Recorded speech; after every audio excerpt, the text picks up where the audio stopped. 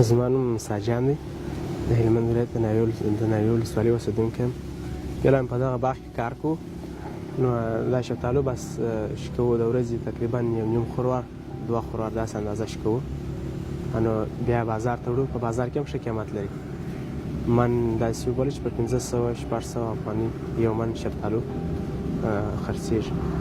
نو دا موږ دا دی چې اوس دا شفتالو چې معنا بازار دولت موږ ته یو بازار ته جوړ کړي، نو بیا تر دغه ډېر عواید پیدا کوي.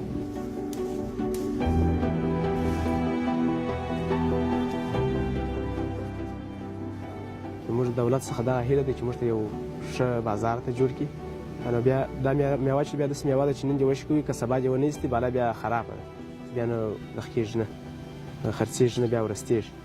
نو موږ ځکه چې بس داسې لږ لږ اندازه شکوو چې په هغه بازار کې خپله وباسو تر تریاکو. دا ډېر ښه عواید لري او ډېر ښه قیمت لري. داسې 5-6 لک افغانۍ اوس موږ په دغه لږ اندازه ځای جوړې کړي دي. دا خصوص موږ د نور خلکو څخه هم دغه هیله ده چې دی یا تریاک کري، داسې یو بل خراب کښت کري، معنا هغه تواني کښت دی. تر هغو خو دا شفتالو ډېر وي، هم ښه ګټه ورته کوي، هم ښه پیسې ورته جوړوي.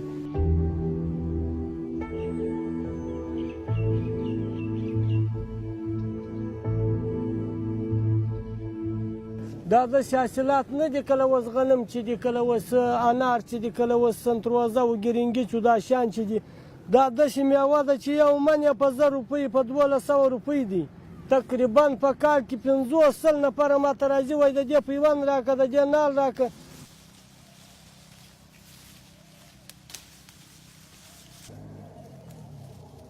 خلکو یې حاصلات ولیدله، خلکو یې شوق ولیدی، دا نمایش دا ولیدله، دا بار و بازار یې ولیدی.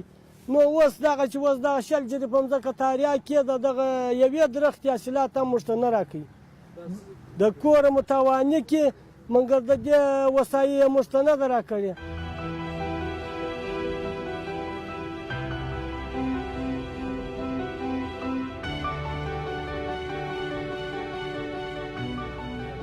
د هلمند په سطح باندې موږ 103 هکتاره د شفتالو مختلف ورایټي په هلمند ولایت کې باغونه لرو چې د دې کلنی تولید 1640 متریک ټنه موږ کلنی تولید د شفتالو لرو. راتلونکي کال کې موږ 150 جریبه د نوي باغونو د شفتالو د جوړولو پلان لرو، ولې که چیرې ضرورت سي، تقاضا د خلکو ډېره سي، موږ یې تر 300 جریبه پورې امکانات سره سره رسوی سو. د دوی په اختیار باندې موږ دغه نیالګي ورته په اختیار کې ورکړو. دا بس د کاره وځي.